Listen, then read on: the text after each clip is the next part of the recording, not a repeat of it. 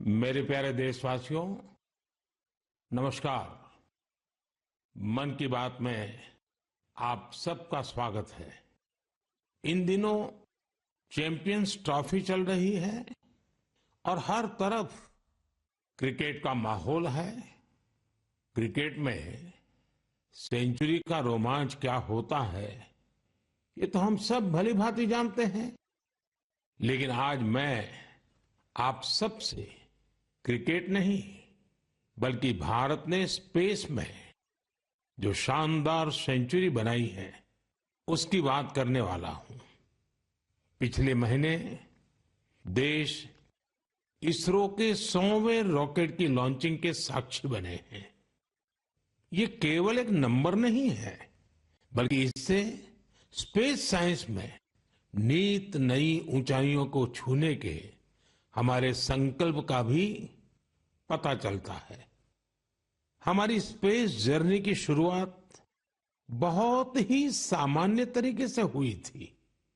इसमें कदम कदम पर चुनौतियां थी, लेकिन हमारे वैज्ञानिक विजय प्राप्त करते हुए आगे बढ़ते ही गए। समय के साथ अंतरिक्ष की इस उड़ान में हमारी सफलताओं की लिस्ट काफी लंबी होती चली गई। लॉन्च व्हीकल का निर्माण हो, चंद्रयान की सफलता हो, मंगलयान हो, आदित्य L1 या फिर एक ही रॉकेट से एक ही बार में 104 सैटेलाइट्स को स्पेस में भेजने का अभूतपूर्व मिशन हो। इसरो की सफलताओं का दायरा काफी बड़ा रहा है। बीते 10 वर्षों में ही करीब 460 सैटेलाइट्स लॉन्च की गई हैं और इसमें दूसरे देशों की भी बहुत सारी सैटेलाइट्स शामिल है। हाल के वर्षों की एक बड़ी बात ये भी रही है कि स्पेस साइंटिस्ट की हमारी टीम में नारी शक्ति की भागीदारी लगातार बढ़ रही है। मुझे यह देखकर भी बहुत खुशी होती है कि आज स्पेस सेक्टर हमारे युवाओं के लिए बहुत फेवरेट बन गया है। कुछ साल पहले तक किसने सोचा होगा कि इस क्षेत्र में स्टार्टअप और प्राइवेट सेक्टर की स्पेस कंपनियों की संख्या सैकड़ों में हो जाएगी। हमारे जो युवा जीवन में कुछ थ्रिलिंग और एक्साइटिंग करना चाहते हैं, उनके लिए स्पेस सेक्टर एक बेहतरीन ऑप्शन बन रहा है। साथियों, आने वाले कुछ ही दिनों में हम नेशनल साइंस डे मनाने जा रहे हैं। हमारे बच्चों का, युवाओं का साइंस में इंटरेस्ट और पैशन होना बहुत मायने रखता है। इसे लेकर मेरे पास एक आइडिया है, जिसे आप one day as a scientist कह सकते हैं। यानी आप अपना एक दिन एक साइंटिस्ट के रूप में, एक वैज्ञानिक के रूप में बिताकर देखें। आप अपनी सुविधा के अनुसार, अपनी मर्जी के अनुसार कोई भी दिन चुन सकते हैं। उस दिन आप किसी रिसर्च लैब, प्लेनेटोरियम या फिर स्पेस सेंटर जैसी जगहों पर जरूर जाएं। इससे साइंस को लेकर आपकी जिज्ञासा और बढ़ेगी। स्पेस और साइंस की तरह एक और क्षेत्र है जिसमें भारत तेजी से अपनी मजबूत पहचान बना रहा है। ये क्षेत्र है AI, यानी आर्टिफिशियल इंटेलिजेंस। हाल ही में मैं AI के एक बड़े सम्मेलन में हिस्सा लेने के लिए पेरिस गया था। वहां दुनिया ने इस सेक्टर में भारत की प्रगति की खूब सराहना की। हमारे देश के लोग आज AI का उपयोग किस किस तरह से कर रहे हैं, इसके उदाहरण भी हमें देखने को मिल रहे हैं। अब जैसे तेलंगाना में आदिलाबाद के सरकारी स्कूल के एक टीचर थोड़ासम कैलाश जी हैं।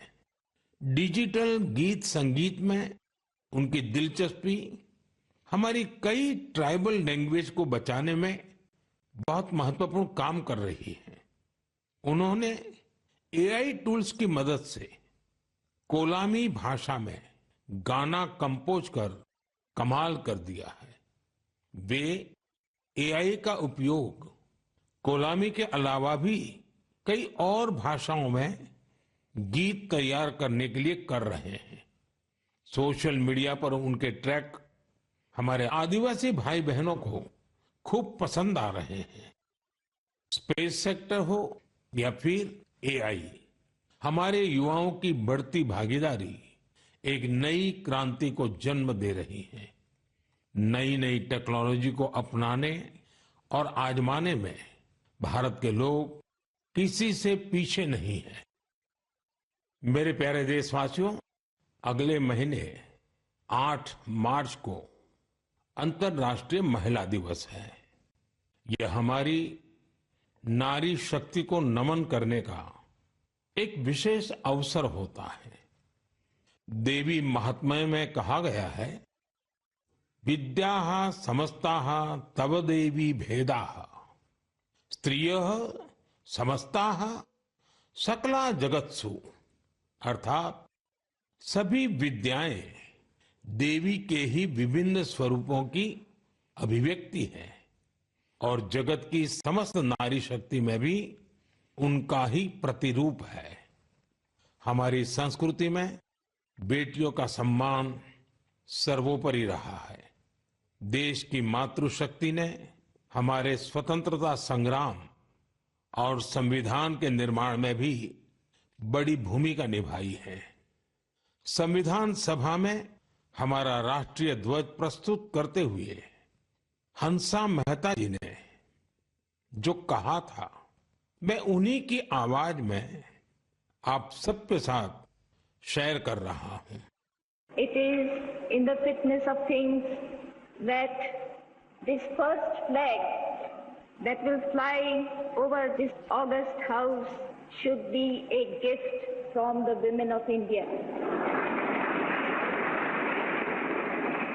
We have donned the saffron color. We have fought, suffered and sacrificed in the cause of our country's freedom. We have today attained our goal. In presenting this symbol of our freedom, we once more offer our services to the nation. We pledge ourselves to work for a great India, for building up a nation that will be a nation among nations. We pledge ourselves for working for a greater cause to maintain the freedom that we have achieved. साथियों, हंसा मेहता जी ने हमारे राष्ट्रीय ध्वज के निर्माण से लेकर उसके लिए बलिदान देने वाली देश भर की महिलाओं के योगदान को सामने रखा था। उनका मानना था कि हमारे तिरंगे में केसरिया रंग से भी ये भावना उजागर होती है। उन्होंने विश्वास व्यक्त किया था कि हमारी नारी शक्ति भारत को सशक्त और समृद्ध बनाने में अपना बहुमूल्य योगदान देगी। आज उनकी बातें सच साबित हो रही हैं। आप किसी भी क्षेत्र पर नजर डालें तो पाएंगे कि महिलाओं का योगदान कितना व्यापक है। साथियों, इस बार महिला दिवस पर मैं एक ऐसी पहल करने जा रहा हूं जो हमारी नारी शक्ति को समर्पित होगी। इस विशेष अवसर पर मैं अपने सोशल मीडिया अकाउंट जैसे एक्स, इंस्टाग्राम के अकाउंट्स, उनको देश की कुछ इंस्पायरिंग वुमेन को एक दिन के लिए सौंपने जा रहा हूं। ऐसी वुमेन जिन्होंने अलग अलग क्षेत्रों में उपलब्धियां हासिल की हैं इनोवेशन किया है, अलग अलग क्षेत्रों में अपनी एक अलग पहचान बनाई है। 8 मार्च को वो अपने कार्य और अनुभवों को देशवासियों के साथ साझा करेंगी। प्लेटफॉर्म भले ही मेरा होगा, लेकिन वहां उनके अनुभव, उनकी चुनौतियां और उनकी उपलब्धियों की बात होगी। यदि आप चाहती हैं कि ये अवसर आपको मिले, तो नमो ऐप पर बनाए गए विशेष फोरम के माध्यम से इस प्रयोग का हिस्सा बने और मेरे एक्स और इंस्टाग्राम अकाउंट से पूरी दुनिया तक अपनी बात पहुंचाए। तो आइए इस बार महिला दिवस पर हम सब मिलकर अदम्य नारी शक्ति को सेलिब्रेट करें, सम्मान करें, नमन करें। मेरे प्यारे देशवासियों, आप में से बहुत सारे लोग ऐसे होंगे जिन्होंने उत्तराखंड में हुए राष्ट्रीय खेलों के रोमांच का आनंद उठाया होगा। देश भर के 11,000 से अधिक एथलीट्स ने इसमें शानदार प्रदर्शन किया। इस आयोजन ने देवभूमि के नए स्वरूप को पेश किया। उत्तराखंड अब देश में स्ट्रांग स्पोर्टिंग फोर्स के रूप में भी उभर रहा है। उत्तराखंड के खिलाड़ियों ने भी शानदार प्रदर्शन किया। इस बार उत्तराखंड 7वें स्थान पर रहा। यही तो पावर ऑफ स्पोर्ट्स है, जो इंडिविजुअल्स और कम्युनिटीज के साथ साथ पूरे राज्य का कायाकल्प कर देती है। इससे जहां भावी पीढ़ियां प्रेरित होती हैं, वहीं कल्चर ऑफ एक्सेलेंस को भी बढ़ावा मिलता है। साथियों, आज देश भर में इन खेलों के कुछ यादगार प्रदर्शनों की खूब चर्चा है। इन खेलों में सबसे ज्यादा गोल्ड मेडल जीतने वाली सर्विसेज की टीम को मेरी बहुत बहुत बधाई। राष्ट्रीय खेलों में हिस्सा लेने वाले हर खिलाड़ी की भी मैं सराहना करता हूं। हमारे बहुत से खिलाड़ी खेलो इंडिया अभियान की देन है। हिमाचल प्रदेश के सावन बरवाल, महाराष्ट्र के किरण मात्रे, तेजस सिरसे या आंध्र प्रदेश की ज्योति याराजी, सबने देश को नई उम्मीदें दी हैं। उत्तर प्रदेश के जेवलिन थ्रोअर सचिन यादव और हरियाणा की हाई जंपर पूजा और कर्नाटका की स्विमर धिनिधि दे सिंधु ने देशवासियों का दिल जीता। इन्होंने 3 नए राष्ट्रीय रिकॉर्ड बनाकर सबको चौंका दिया। इस बार के राष्ट्रीय खेलों में टीनेज चैंपियंस, उनका नंबर हैरान करने वाला है। 15 साल के शूटर गेविन एंटनी, यूपी की हैमर थ्रो खिलाड़ी 16 साल की अनुष्का यादव, मध्य प्रदेश के 19 साल के पोल वाल्टर देव कुमार मीणा ने साबित किया कि भारत का स्पोर्टिंग फ्यूचर बेहद प्रतिभावान पीढ़ी के हाथों में है। उत्तराखंड में हुए नेशनल गेम्स ने ये भी दिखाया कि कभी हार ना मानने वाले जीतते जरूर है। कंफर्ट के साथ कोई चैंपियन नहीं बनता। मुझे खुशी है हमारे युवा एथलीटों के डिटर्मिनेशन और डिसिप्लिन के साथ भारत आज ग्लोबल स्पोर्टिंग पावर हाउस बनने की ओर तेजी से आगे बढ़ रहा है। मेरे प्यारे देशवासियों, देहरादून में नेशनल गेम्स की ओपनिंग के दौरान मैंने एक बहुत ही अहम विषय उठाया है, जिसने देश में एक नई चर्चा की शुरुआत की है।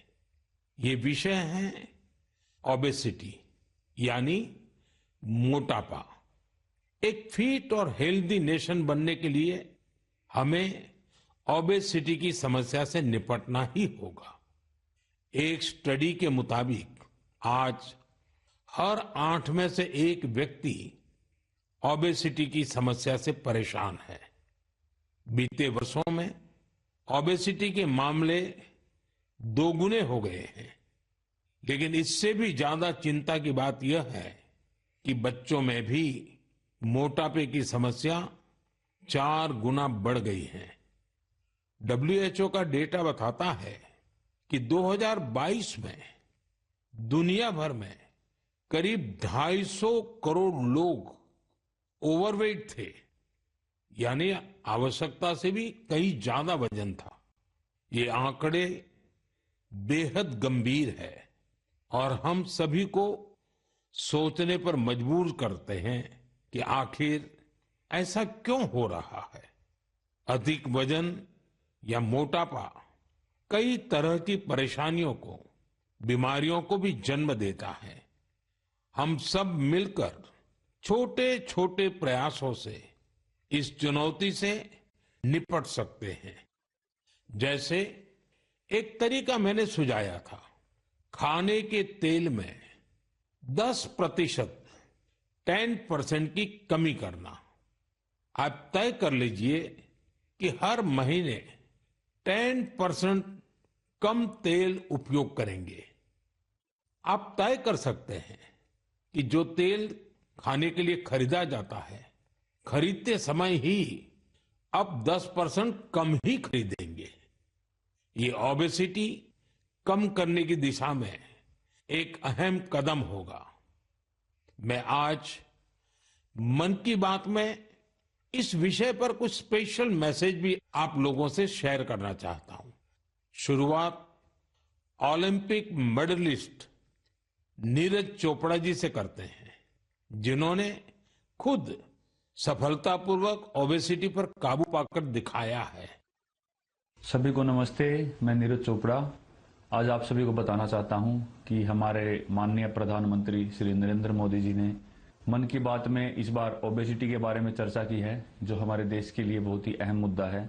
और मैं कहीं ना कहीं इस बात को खुद से भी रिलेट करता हूं, क्योंकि जब मैंने ग्राउंड पे जाना स्टार्ट किया था तो उस टाइम में भी मेरा भी काफ़ी मोटापा था, और मैंने जब ट्रेनिंग स्टार्ट की, अच्छा खाना स्टार्ट किया, तो काफ़ी हेल्थ में मेरे सुधार आया। और उसके बाद जब मैं एक प्रोफेशनल एथलीट बन गया तो उसमें भी मेरी काफ़ी help milli.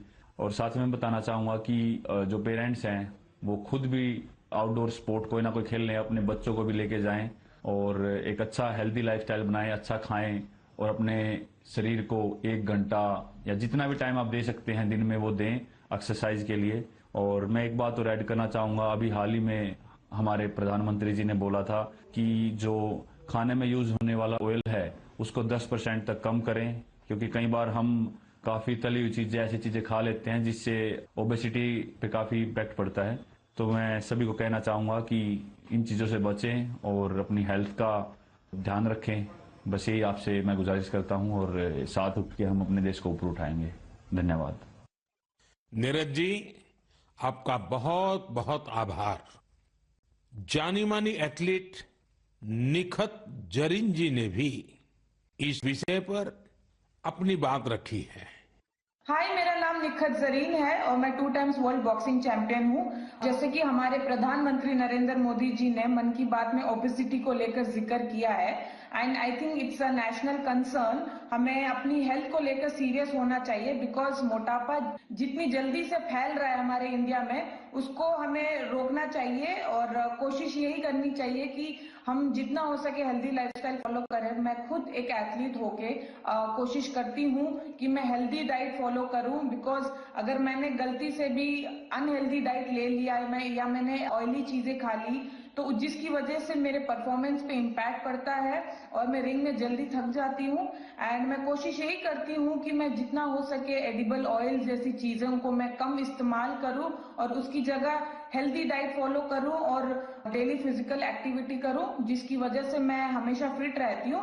And I think हम जैसे कॉमन लोग जो है तो डेली जॉब पे जाते हैं, काम पर जाते हैं, एंड आई थिंक हर किसी को हेल्थ को लेकर सीरियस होना चाहिए और कुछ ना कुछ डेली फिजिकल एक्टिविटी करनी चाहिए, जिसकी वजह से हमें बीमारियों जैसे हार्ट अटैक है और कैंसर जैसे बीमारियों से हम दूर रहे और अपने आप को फिट रखें, क्योंकि हम फिट तो इंडिया फिट। निखत जी ने वाकई कुछ अच्छे पॉइंट्स बताए हैं। आइए अब सुनते हैं डॉक्टर देवी शेट्टी जी का क्या कहना है। आप सभी जानते हैं वे एक बहुत ही सम्मानित डॉक्टर हैं जो इस विषय पर निरंतर काम कर रहे हैं। I would like to thank our Honorable Prime Minister for creating an awareness about obesity in his most popular Mann Ki Baat program. Obesity today is not a cosmetic problem. It is a very serious medical problem. Majority of the youngsters in India today are obese. The main cause of obesity today is poor quality of food intake, especially excess intake of carbohydrates, that is rice, chapati and sugar, and of course large consumption of oil. Obesity leads to major medical problems like heart disease, high blood pressure, fatty liver and many other complications. So my advice to all the youngsters, start exercising, control your diet and be very, very active and watch your weight. Once again, I would like to wish all of you very, very happy, healthy future. Good luck and God bless. साथियों, खाने में तेल का कम उपयोग और obesity से निपटना यह केवल पर्सनल चॉइस नहीं है, बल्कि परिवार के प्रति हमारी जिम्मेदारी भी है। खान पान में तेल का अधिक इस्तेमाल हार्ट डिसीज, डायबिटीज और हाइपरटेंशन जैसी ढेर सारी बीमारियों की वजह बन सकता है। अपने खान पान में छोटे छोटे बदलाव करके हम हमारे फ्यूचर को स्ट्रॉन्गर, फिटर और डिसीज फ्री बना सकते हैं। इसलिए हमें बिना देर किए इस दिशा में प्रयास बढ़ाने होंगे। इसे अपने जीवन में उतारना होगा। हम सब मिलकर इसे खेल खेल में बहुत प्रभावी रूप से कर सकते हैं। जैसे मैं आज मन की बात के इस एपिसोड के बाद 10 लोगों को आग्रह करूंगा, चैलेंज करूंगा कि क्या वो अपने खाने में ऑयल को 10% कम कर सकते हैं, और साथ ही उनसे ये आग्रह भी करूंगा कि वो आगे नए 10 लोगों को ऐसा ही चैलेंज दे। मुझे विश्वास है इससे ओबेसिटी से लड़ने में बहुत मदद मिलेगी।